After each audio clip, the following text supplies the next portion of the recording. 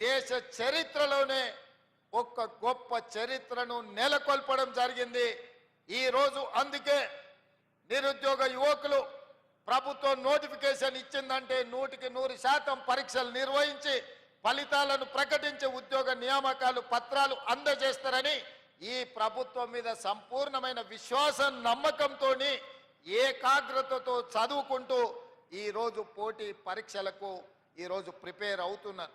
దానికి ఉదాహరణ టీచర్ల నియామకం. డిఎస్సి నోటిఫికేషన్ ఇచ్చినప్పుడు ఎన్నో రకాల అనుమానాలు, ఎంతో మంది పరీక్షలు వాయిదా వేయాలి అని రోడ్ల మీదకి వచ్చారు. కొంతమంది రాజకీయ ప్రేరేపితమైన కృత్రిమంగా ఆందోళనలు చేపట్టిన. నేను ఖచ్చితంగా చెప్పిన గత 10 సంవత్సరాలలో ఉద్యోగ నోటిఫికేషన్ల కోసం పోటీ పరీక్షల నిర్వహణ కోసం లక్షలాది మంది రోడ్ల మీదకి వచ్చిన విద్యార్థులారా, మీరు ఆలోచన చేయండి. పరీక్షలు వాయిదా వేస్తే ప్రభుత్వంలో ఉన్న వాళ్ళకు పోయేది ఏమీ లేదు. పరీక్షలు వాయిదా వేస్తే మీ కాలం, మీ జీవితం, మీ అవకాశాలు సన్నగిల్లుతాయి. మీ తల్లిదండ్రులకు మీ మీద, ప్రభుత్వం మీద నమ్మకం, విశ్వాసం పోతుంది. ఎందుకంటే గ్రామీణ ప్రాంతాల నుంచి వచ్చిన మీరు మీ తల్లిదండ్రులు రూపాయి కూడబెట్టి కోచింగ్ సెంటర్లకు పంపిస్తే 8-10 సంవత్సరాలు అశోక్ నగర్ చౌరస్తాల్లో, దిల్సుఖ్ నగర్ చౌరస్తాల్లో కోచింగ్ సెంటర్ల చుట్టూతో తిరిగితే మీ అత్యంత విలువైన యుక్త వయసు 21 సంవత్సరం పైబడి 35 సంవత్సరాల లోపు మనం జీవితంలో ఏం కావాలనో ఆ వయసు నిర్ణయిస్తుంది. మనం డాక్టర్ అవుతామా, లాయర్ అవుతామా, ఇంజనీర్ అవుతామా, ఐఏఎస్ అవుతామా, ఐపీఎస్ అవుతామా, లేకపోతే ప్రజాప్రతినిధి అవుతామా, ప్రజాసేవకుడు అవుతామా, వ్యాపారంలో రాణిస్తామా అనేది 21 సంవత్సరాలు పైబడి 35 సంవత్సరాల లోపు మన భవిష్యత్తు నిర్ణయం జరుగుతుంది.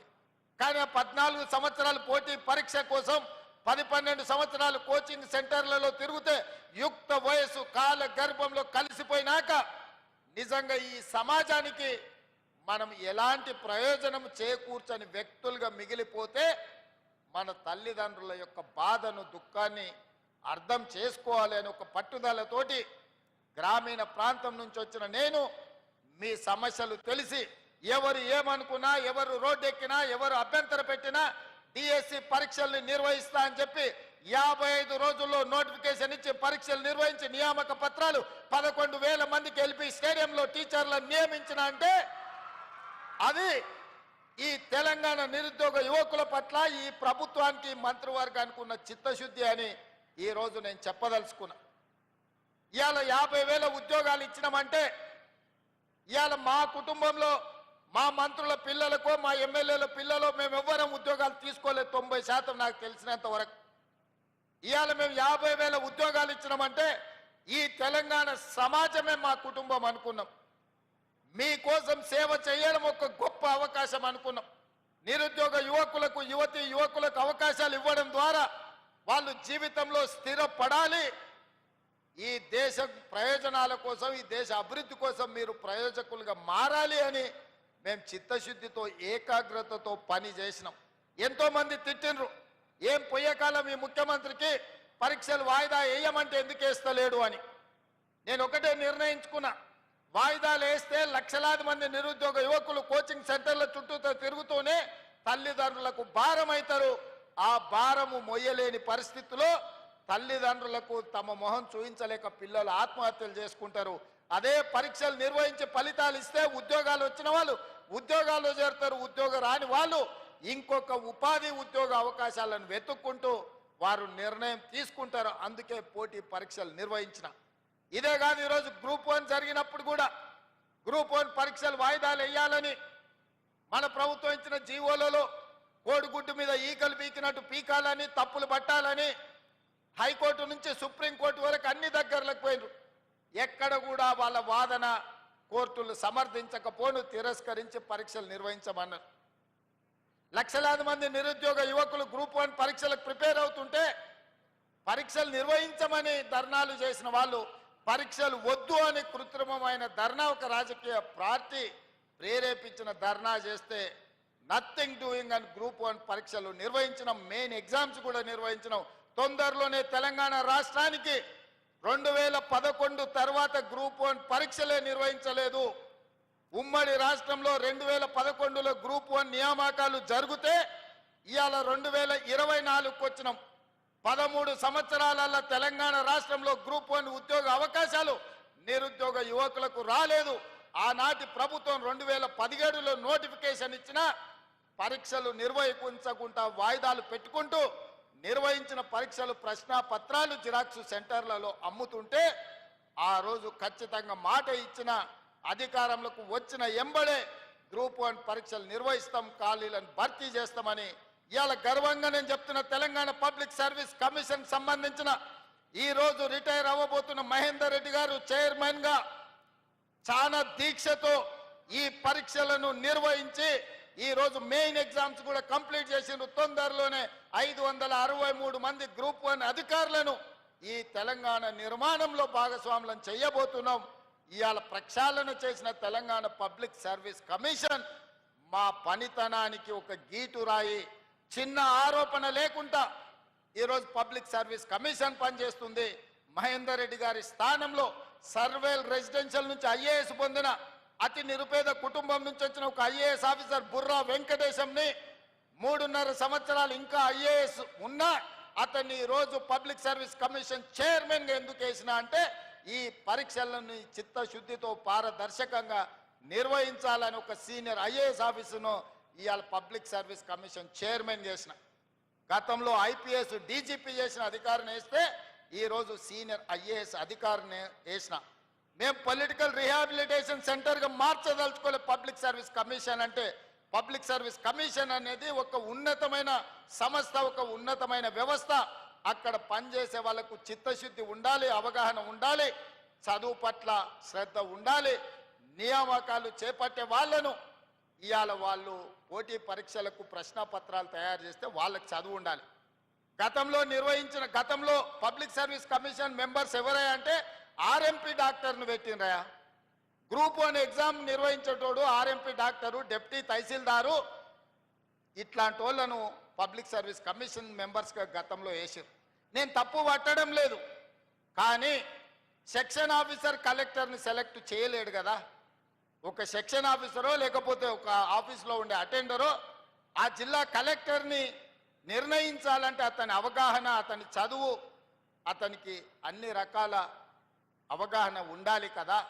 అట్లాంటి గ్రూప్ 1 పరీక్షలు నిర్వహించే పబ్లిక్ సర్వీస్ కమిషన్లో సభ్యులుగా చిన్న చిరు ఉద్యోగస్తులను రాజకీయ పునరావాస కేంద్రంగా మార్చి ఆ పార్టీ సభ్యులను నియమించడంతో పూర్తిగా భ్రష్టు పట్టుపోయి ప్రతిష్ట దెబ్బతిన్నది పబ్లిక్ సర్వీస్ కమిషన్. కానీ మన ప్రభుత్వం వచ్చినాక పబ్లిక్ సర్వీస్ కమిషన్ కంప్లీట్గా ప్రక్షాళన చేసి ఉన్నత చదువులు చదువుకున్న వాళ్ళను, ఉన్నత హోదాలు ప్రభుత్వంలో నిర్వహించిన వాళ్ళను సభ్యులుగా చైర్పర్సన్స్గా నియమించడం ద్వారా ఈరోజు ఎలాంటి ఆరోపణ లేకుండా నిర్వహించగలిగినాము అని అంటే ఈ ప్రభుత్వం యొక్క చిత్తశుద్ధిని మీ ద్వారా తెలంగాణ సమాజానికి నేను చెప్పదలుచుకున్నా. అదేవిధంగా యూనివర్సిటీలకు సంవత్సరాల కొద్ది వైస్ ఛాన్సలర్లు లేరు. మనం వచ్చిన తర్వాత 10 యూనివర్సిటీల వైస్ ఛాన్సలర్లను నియమించడమే కాకుండా ఇవాళ యూనివర్సిటీలలో ఉండే టీచింగ్, నాన్ టీచింగ్ వేకెన్సీలను అన్నిటిని కూడా ఇవాళ ఫిలప్ చేయాలని ఆ వైస్ ఛాన్సలర్స్కు మనం ఈరోజు ఆదేశాలు ఇవ్వడం జరిగింది. నేను ఎందుకు ఈ వివరాలన్నీ మీతో పంచుకుంటున్నా అంటే గత ప్రభుత్వం ప్రతి మండలంలో 30 పడకల ఆసుపత్రి, ప్రతి నియోజకవర్గంలో 100 పడకల ఆసుపత్రి, ప్రతి జిల్లా కేంద్రంలో ఒక మెడికల్ కాలేజీని ఇస్తామని చెప్పిండ్రు. 10 సంవత్సరాలైన మండలాలలో 30 పడకలు రాలే, నియోజకవర్గాలలో 100 పడకలు రాలేదు. మెడికల్ కాలేజీలు ఇస్తే అత్తాపత్తా లేదు. బోర్డన్ ఉంది, జీవోనన్ ఉంది, కానీ అది ఎక్కడుందో ఎత్తుకుతే ఎక్కడ కనిపించదు. అట్లాంటి అగమ్య గోచరం నుంచి విద్యాశాఖను, వైద్య శాఖను బయటికి తీసుకొచ్చి విద్యాశాఖ స్వయంగా నేనే పర్యవేక్షిస్తూ, వైద్య ఆరోగ్య శాఖ పెద్దలు దామోదర్ రాజనరసింహ గారు పర్యవేక్షిస్తూ ఈరోజు ఈ మంచి నిర్ణయాలు తీసుకున్నాము. ఈ ప్రభుత్వం ముందుకు వెళ్తుంది. పేదలకు సేవలు అందించాలన్న లక్ష్యంతో ఈరోజు మన ప్రభుత్వం నడుస్తున్నది. నేను ఈరోజు గుర్తు చేయదలుచుకున్నా, ప్రతివాడు ఈరోజు ఆరోగ్యశ్రీ గురించి, రాజీవ్ ఆరోగ్యశ్రీ గురించి మాట్లాడుతూ, ఆనాడు ప్రభుత్వ వైద్యానికి వెళ్తే పోయినవాడు పోయినట్టే మళ్ళీ వస్తాడో రాడు అని సినిమాల్లో పాటలు పెట్టి నువ్వు నేను రాను బిడ్డో సర్కారు దవాఖానకు అని. అట్లాంటి పరిస్థితుల్లో డాక్టర్ వైఎస్ రాజశేఖర రెడ్డి గారు రాజీవ్ ఆరోగ్యశ్రీ తీసుకొచ్చి అపోలో, యశోద లాంటి కార్పొరేటు ఆసుపత్రుల్లో శ్రీమంతులు చేయించుకునే వైద్యాన్ని 2005-6 సంవత్సరంలో 2 లక్షల రూపాయలు ఉచితంగా రాజీవ్ ఆరోగ్యశ్రీ ద్వారా ప్రతి పేదవాడికి తండాలలో, గూడాలలో, మారుమూల పల్లెల్లో ఉండే దళితులు, ఆదివాసులు, గిరిజనులు, బలహీన వర్గాలు, నిరుపేదలైన మైనారిటీలకు రాజీవ్ ఆరోగ్యశ్రీని అందించానాడు. పేదవాళ్ళను ఆదుకున్న చరిత్ర కాంగ్రెస్ పార్టీ. గత ప్రభుత్వం దాన్ని దెబ్బతీస్తే మేము వచ్చిన ఎంబడే ఈరోజు రాజీవ్ ఆరోగ్యశ్రీ ద్వారా 10 లక్షల రూపాయలు ఉచిత వైద్యాన్ని ఇవాళ తెలంగాణ పేదలకు అందిస్తున్నాం. ఇవాళనే మా అధికారులు నాకు సమాచారం అందించారు. సీఎం రిలీఫ్ ఫండ్కి మొదటి సంవత్సరంలో 835 కోట్ల రూపాయలు మేము ఖర్చు పెట్టినాం. ఇది చరిత్రలోనే రికార్డు. గత ప్రభుత్వం ఏ రోజు కూడా 450 కోట్ల కంటే ఎక్కువ ఖర్చు పెట్టలేదు రాజీవ్ మన సీఎం రిలీఫ్ ఫండ్లో. కానీ ఈ 11 నెలల్లో నేను ముఖ్యమంత్రిగా పేదలకు 830 కోట్ల రూపాయలు ఈరోజు సీఎం రిలీఫ్ ఫండ్ ద్వారా పేదల వైద్యానికి అందించిన అంటే ఇదందరూ మీరు అందించిన సహకారం, మీరందరూ అండగా నిలబడబట్టే ఈ గొప్ప నిర్ణయాలు మేము చెయ్యగలిగినాము. అందుకే మిత్రులారా, రాజీవ్ ఆరోగ్యశ్రీ తెచ్చిన 104, 108 అంబులెన్సులు తెచ్చిన, ఎక్కడ ప్రమాదం జరిగినా మీరు ఒక్కసారి 108కు డయల్ చేస్తే మనకు అంబులెన్సులు ఏ మూలకైనా వచ్చేటట్టుగా ఏర్పాటు చేసింది ఆనాడు కాంగ్రెస్ పార్టీ. దాన్ని ఇలా కొనసాగిస్తున్నది కూడా కాంగ్రెస్ పార్టీ అన్న సంగతి నేను ఈరోజు చెప్పదలుచుకున్నా. అందుకే ఇప్పుడు చేసింది సరిపోదు, ఇంకా చేయాల్సింది ఉంది. నియామకాలే కాకుండా మౌలిక వసతులను పెంచాల్సిన అవసరం ఉంది. మాకు తెలుసు, మా విధానం చూస్తే మీకు అర్థమవుతుంది. మొదటి సంవత్సరం మేం చేసిన పనులను చూస్తే భవిష్యత్ ఏందో మీకు అర్థమవుతుంది. అందుకే ఈరోజు ఆడబిడ్డలకు ఆర్టీసీ బస్సులో ఉచిత ప్రయాణం అందించినాం. పొన్నం ప్రభాకర్ గారు నిర్వహిస్తున్న రవాణా శాఖలో ఇప్పటికీ 1,15,00,000 మంది ఆడబిడ్డలు బస్సు ఉచిత ప్రయాణాన్ని ఉపయోగించుకుంటే 3,800 కోట్ల రూపాయలు రాష్ట్ర ప్రభుత్వం ఆర్టీసీ కార్పొరేషన్కు కట్టింది. ఆడబిడ్డలు ఈరోజు ఈ రాష్ట్రంలో అమ్మగారింటికి వెళ్ళాలన్నా, ఆలయంలో అమ్మవారిని దర్శించుకోవాలన్నా ఆర్టీసీ బస్సులో అనా పైసా ఖర్చు లేకుండా ఆడబిడ్డలు ప్రయాణం చేసే అవకాశం ఈ ప్రభుత్వం ఇచ్చింది. మీ ప్రభుత్వం